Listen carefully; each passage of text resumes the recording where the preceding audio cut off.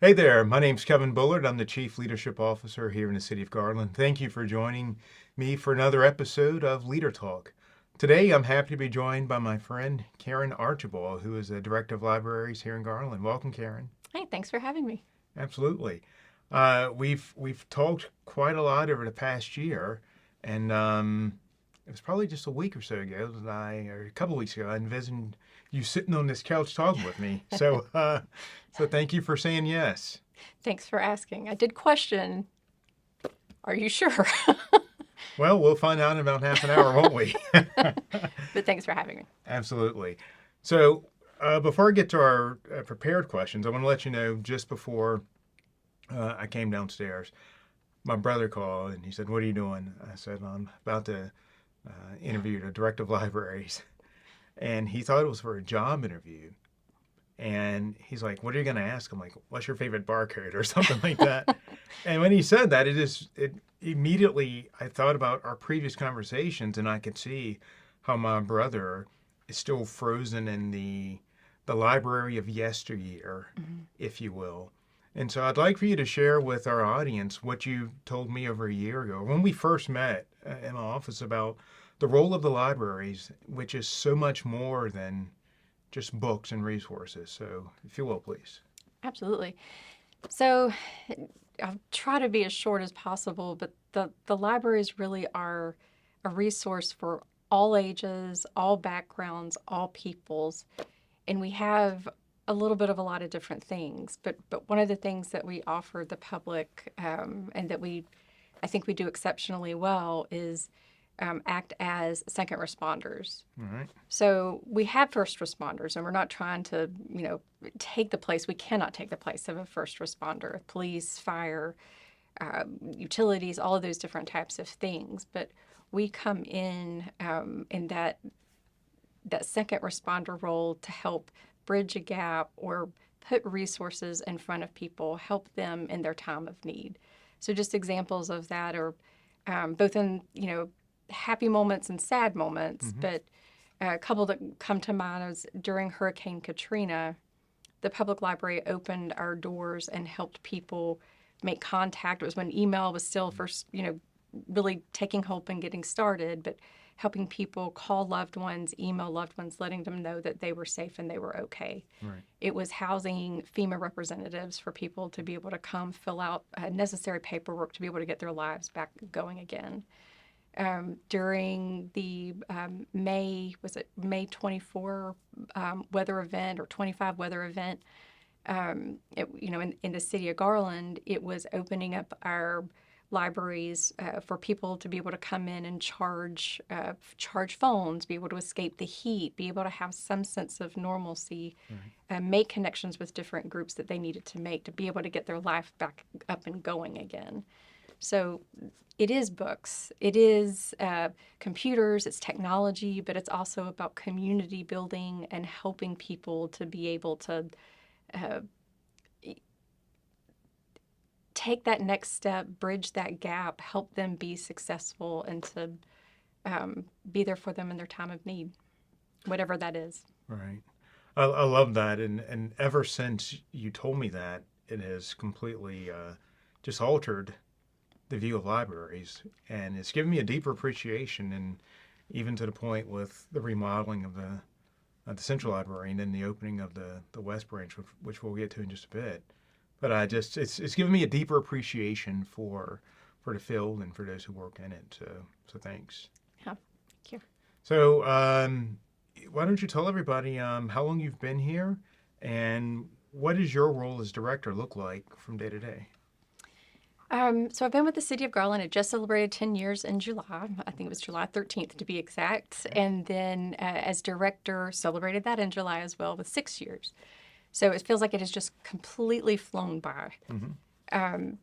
But the fun part of my job is no 2 days are really ever the same, but it all goes back to people. So it's service, really connecting people, strategy, helping people, whether it's staff members, community members, working with different organizations. It's all about connecting people for us to be able to have the best programs, services, and experiences for people when they come to one of our libraries. Gotcha. And how big is your team across all the libraries? So we have 4 physical locations, and staffing between all of those locations is, I think we're about 72 people, and that's part-time and full-time team members All right. total. So 72 people, lots of moving parts, Yes. 4 locations. And so as I just alluded to a few months ago, we had the grand opening or the grand reopening of the Central Library. And then just a few weeks ago, we had the opening of the brand new West Branch Library. How in the world do you keep it all together with the newness, opening of new libraries, renovating another? How do you balance the growth and the stability? Because the still main part of the library has to happen. How do you balance all that? Yes, the main part still has to happen, and I think that is what helps the team members across the board be able to have some kind of stability in that we're still going to do our basic day-to-day operations, programs and services.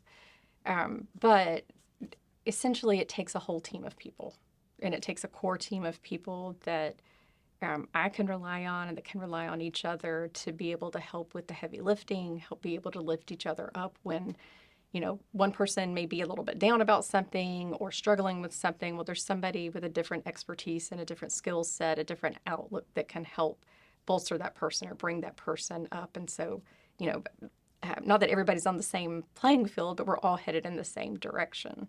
Right. I think that was a really big thing for me. So, just examples, our core leadership team with the library, especially with Central, while I was working on some bigger picture items with the renovation and making sure that we were meeting deadlines and trying to put some things together, we had a whole other team that was working on making sure that all the materials were where they needed to be and put on the shelves at when they needed to be put on the shelves, that the programming for everything was being done so we could meet those expectations and meet those deadlines. But it truly does take a team of people to be able to do all the different parts.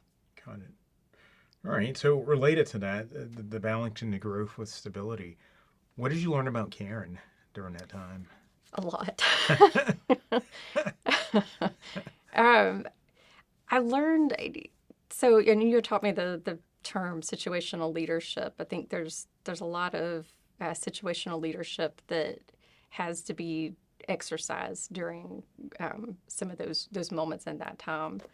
But I learned to be very, I learned I can be very insistent about some things and still get the point across in hopefully a kind way. Maybe 1 or 2 people wouldn't agree with that through the construction project. But really relying on realizing that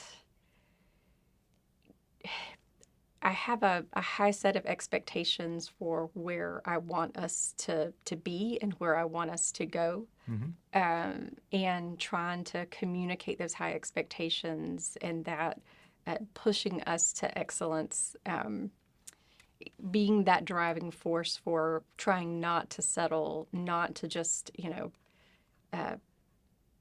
be okay with the status quo, that we want bigger, bolder, better for ourselves and for our community.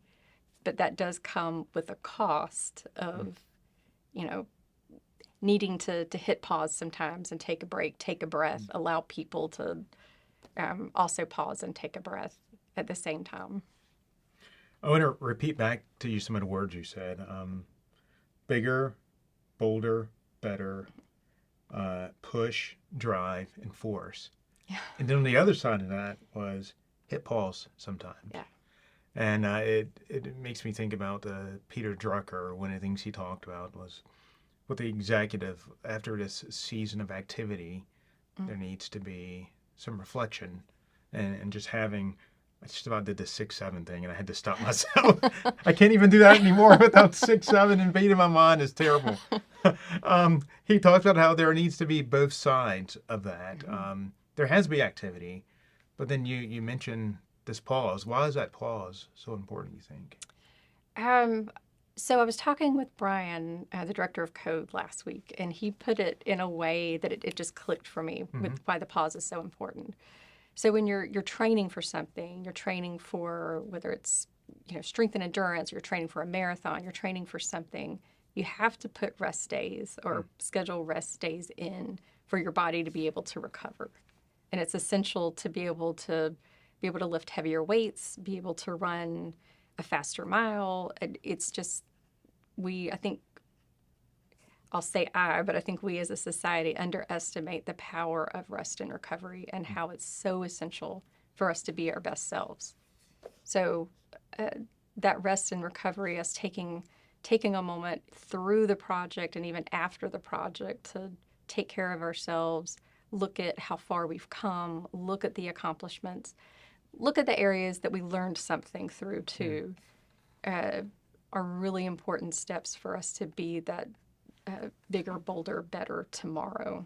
Yeah, that's really great. And I love the just a metaphor with the training and working out and how the rest days do allow you to grow, to get stronger. Yeah. And it's interesting. I think about the gym where I work out. There's all this area over here and then upstairs where you just go at it. Then over here, there's this little section called rest and recovery, and it's up on the wall. And even just looking at that, I don't know, just without them even saying anything, you could very much give this image of, you got to go hard, you got to go hard, you got to go hard. And then it's like, just take a little bit of rest. Yeah. But as I hear you talking about it, like the rest and recovery and this time for reflection is just as needful Absolutely. as the activity. It absolutely is. And I had someone tell me who was into, I can't remember the background or the name of the background, her degree, but she did a lot with physical therapy and a lot with training, and was just talking about in order for your muscles have to tear to, when you're working out to be able to grow, but they have to be able to rest and recover to be stronger. You can't build if you're torn down. Gotcha. So, Pardon me just for a moment. Kai's my trainer. If you're looking at this, I'm going to be taking like 3 weeks off for rest and recovery, and I'll see you soon. All right, we're back now. Okay, so let me switch gears just a bit. You mentioned the word projects, and so the next question is related to that. With any project, there's bound to be surprises. What did you learn about your ability to flex and adapt during these two huge projects? There were some things that were easier to be flexible and adapt on, and other things that weren't so easy. Whether it was from a personal standpoint or a bottom line of like the date is this of when we're going to be opening these two facilities. But ultimately, there are things that we can control, and there's things that are out of our control. And trying to really assess what is truly something that I can have an impact on, or the team can have an impact on, that can be manipulated or controlled, versus, okay, if we've ordered the HVAC system and the dealer is saying they can't get it in by this time, really can't control that. I can't make the shipment come in any faster. I can't, we can't open without Right. an air conditioning unit. But what can I control, and how can I shift expectation or shift things, even if it's in an interim period of time, to be able to make something a success? How do you do that? And this could be with any job you've had. How do you, some of us can be like, we adapt to change slower than others. And here or anywhere where you've worked, how have you been able to support your staff when it comes to being flexible, especially those who may not, they just don't have an appetite for quick change? That's tough. Sometimes it's tough. and I'll say it's sometimes personally tough for me because uh, I'll say the majority of the time, the change does not scare me, but I totally appreciate and realize that some people it does. It almost paralyzes Mm-hmm. some people.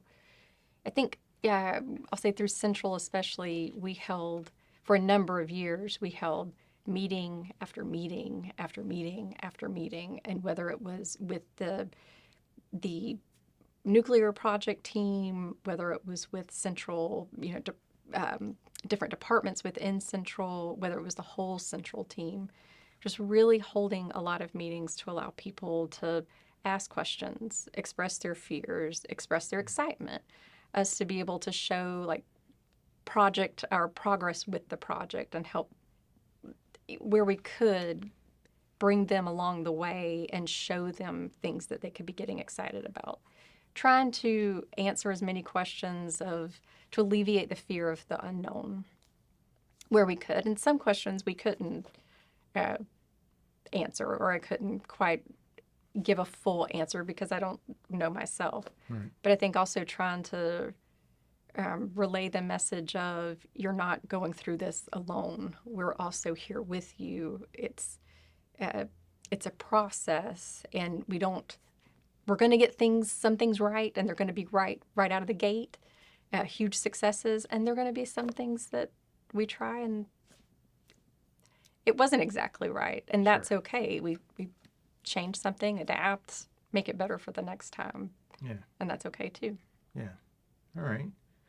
And Karen, I was going to ask you just how you helped anchor your team in the timelines and the budgets and all, but I think you may have answered it. Part of what you said, I wrote down the word express. Like they were able to express their thoughts, maybe express their fears. Made me think about something that a friend of mine says. She says, if people can say something, they can say anything. Mm-hmm. And there was a time, I think about me as a leader, there was a time when I was afraid actually to give folks I was leading the space and the room to just say whatever. And part of that has to do with my listening, like whatever they say, something's wrong with me, with my leadership. Sure. But I admire what you did because, I mean, you let people say what they were thinking. You let them address the elephant in the room versus just ignoring it and acting like it wasn't there.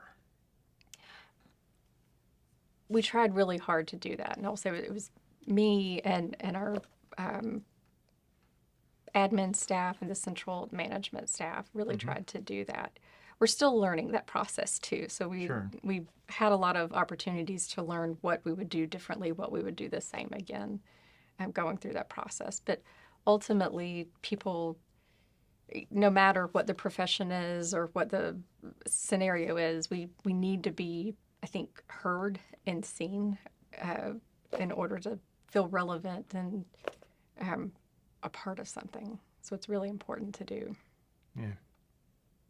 I'm thinking that, and maybe I speak for some leaders who could be watching this, that it's like, well, I don't mind giving folks the room to talk, but it needs to stay respectful, and it needs to, Sure. it can't turn into a complaint fest. I mean, any thoughts or any counsel you would offer leaders who maybe want to try that, Sure. but we would do it in a way that's constructive and works. I think setting that expectation up at the beginning of you really want to hear from your team on whatever the scenario is, what's working, what's not working, the project they're working on, whatever it is. But in order to do that, there has to be it has to be done in a civil and respectful way. You want to hear what they have to say, but you're also hoping that they hear what you have to say in response back. And that it's okay to agree to disagree. But at the end of the day, you're trying to work towards some kind of middle ground or foundation to where you can move forward and move forward together, not going in opposing ways. Gotcha. So to recap, I heard you say like there has to be some expectations up front, like this, so it's done with some civility. Then also you said that you want to hear what they have to say, but you're also hopeful that they will hear what you have to say, so that there can be this two-way conversation. Yes. I get that. And I think also an acknowledge that I may not like hearing some of the things that are shared, Mm-hmm. uh, but it's not trying to learn not to take those things personally, but really for it to work, having to hear what that feedback is or where somebody is coming from. Yeah. That's so big. Just acknowledging I may not like hearing it, and it's like, okay, all Yeah. right. Well, based on my commitment, let's hear it. Let's And hear it, because there's something deeper. Like we're committed to something bigger than ourselves. yeah. We're committed to what we're building here in the city, Yes. or even more like locally, what we're building here within the library. So, Yeah. all right, we're almost done, Karen. Okay. So, two more questions. Here's the first one. Mhm. Over the past year or so, where have you seen yourself grow most as a leader? And what's different about how you lead now than before? I actually wrote down notes for this one. This one kind of stumped me a little bit. Good. Um, there were a couple that stumped me, but this one really did stump me. Um, I think as a person who finds change exciting and finds projects really exciting, and the unknown sometimes can be very exciting, Mhm. having to acknowledge that not everybody feels that same way, and allowing someone to, go through it at a different pace than what I go through something. Yeah. Managing that I do have, I want to, like, the word excellence keeps coming to mind. Like, everything that we do at the library, I want there to be a drive for excellence. Mhm. And that comes with really high expectations. But having a team that sometimes remind me in a gentle way of, "Hey, maybe that bar is just a touch too high. Maybe we could put a couple of rungs on the ladder to get there Yeah.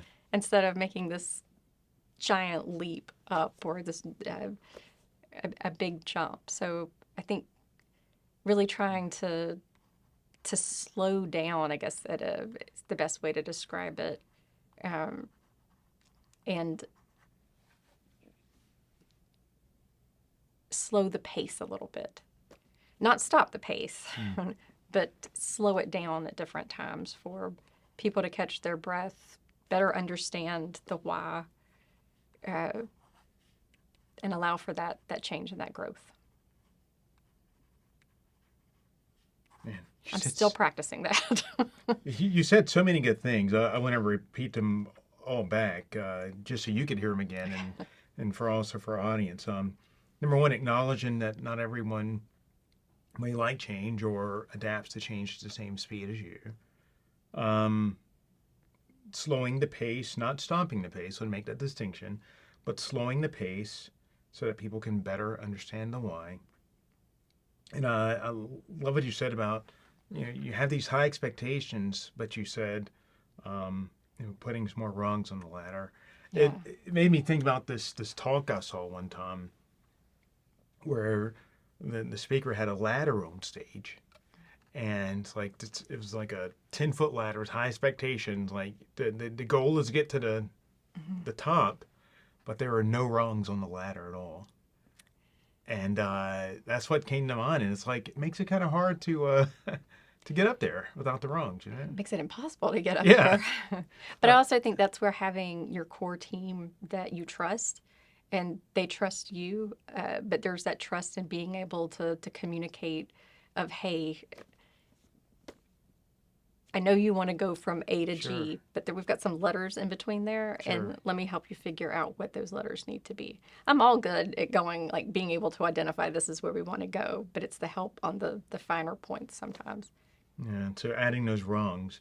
And then I love that just bringing in, having a team around you Yeah. because, particularly if your team, general you, if your team is different from you, they like to think differently, different personalities, the whole thing, like just diversity of thought, they can see missing rungs that Yes. you never knew needed to be there. So I Yes. love that just having a good team around you, but that requires again listening to your Yes. team, It does. and I think I could see it being very easy for a leader to think I'm the leader. It's like I'm the I'm in charge, but that it requires saying, yeah, I may have the final authority and the final decision rights, but I don't see it all. I don't know it all.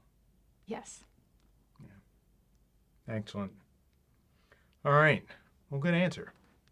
Thanks. I couldn't tell it stumped you. That was a great answer. Oh, it stumped me. So here's my final question.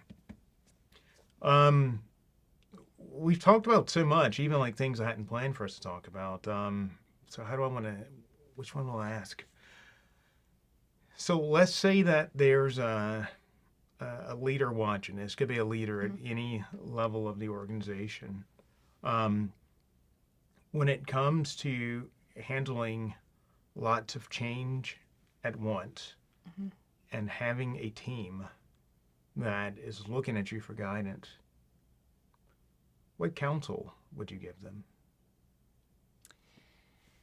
Goodness. Um, that was another one that I struggled with a little bit.